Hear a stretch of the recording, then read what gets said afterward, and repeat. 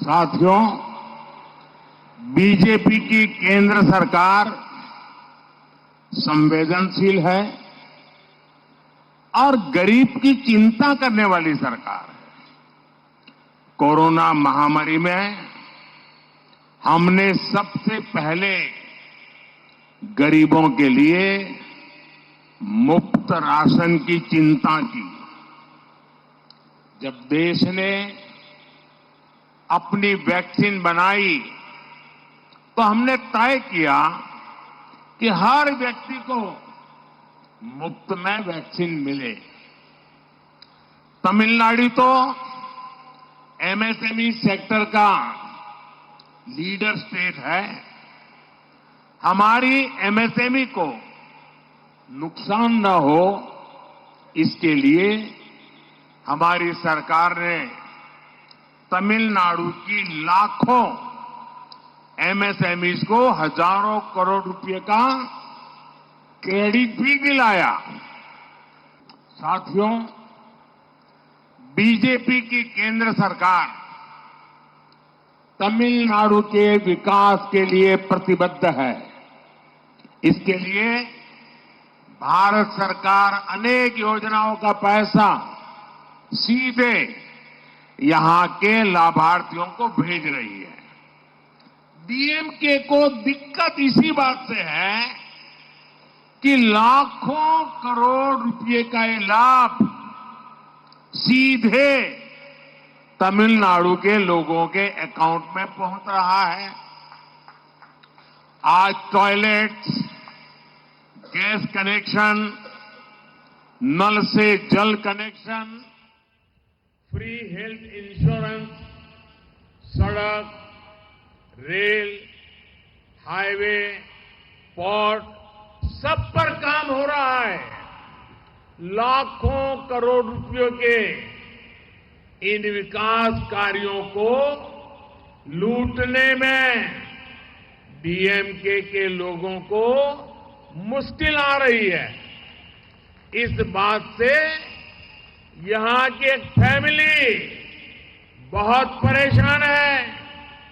इसलिए ये डीएमके के लोग सोच रहे हैं कि अगर पैसे नहीं तो कम से कम इन कामों का क्रेडिट ही खा सके, लेकिन उसमें भी उन्हें सफलता नहीं मिल रही।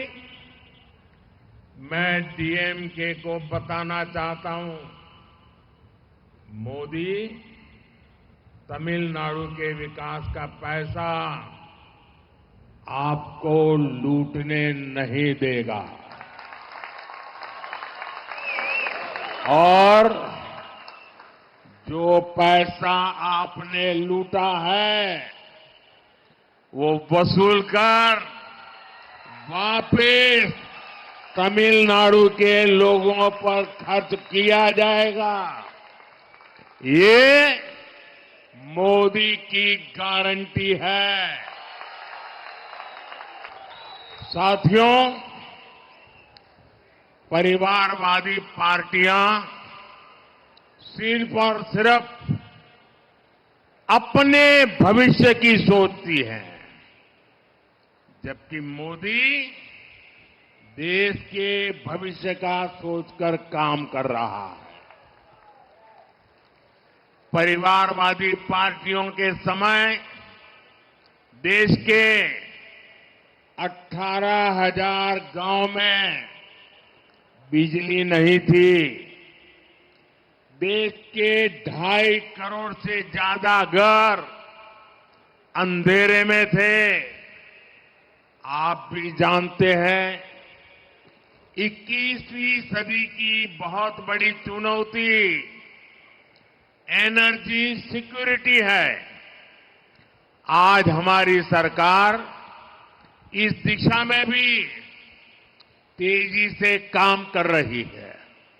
अभी मैं कल्पाकम से ही वहीं से आ रहा हूं जहां भारत ने ऊर्जा क्षेत्र में आत्मनिर्भर बनने के लिए बड़ा कदम उठाया है। आज कल्पाकम में देश के पहले और made in India fast breeder reactor ने बिजली उत्पादन के लिए ऐतिहासिक पड़ाव पार किया है। तकनीकी भाषा में कहें तो आज इस परमाणु ऊर्जा केंद्र में कोर लोडिंग का आरंभ हो गया है। कुछ ही समय में इससे बिजली उत्पादन शुरू हो जाएगा। इस रिएक्टर के चालू होने के बाद भारत ऐसी टेक्नोलॉजी हासिल करने वाला दुनिया का दूसरा देश बन जाएगा। मैं सभी भारतवासियों को इस उपलब्धि के लिए बहुत बहुत बधाई देता हूं। साथियों, जब संकल्प बड़े हो तो परिश्रम भी उतना ही ज्यादा करना पड़ता है। साल 2024 की शुरुआत अब उसको बहुत ज्यादा सप्ताह नहीं गुजरे हैं। अभी तो हम मार्च की शुरुआत में हैं, लेकिन ये कालखंड दिखाता है कि भारत अपनी ऊर्जा जरूरतें पूरी करने के लिए कितने बड़े स्केल पर काम कर रहा है। कुछ दिन पहले ही मैंने काकरापार परमाणु ऊर्जा केंद्र में स्थापित 1400 मेगावाट की क्षमता वाले 2 नए रिएक्टर राष्ट्र को समर्पित किए। आज ही तेलंगाना से अनेक पावर प्रोजेक्ट का शिलान्यास, उद्घाटन और लोकार्पण हुआ है। इसी कालखंड में तेलंगाना में 1600 मेगावाट के थर्मल पावर प्लांट का लोकार्पण हुआ है। झारखंड में 1300 मेगावाट के थर्मल पावर प्लांट का लोकार्पण हुआ है। यूपी में 1600 मेगावाट के थर्मल पावर प्लांट का शिलान्यास हुआ है। यूपी में ही 300 मेगावाट के सोलर पावर प्लांट का शिलान्यास हुआ है। राजस्थान में भी बड़े सोलर पावर प्लांट का शिलान्यास हुआ है।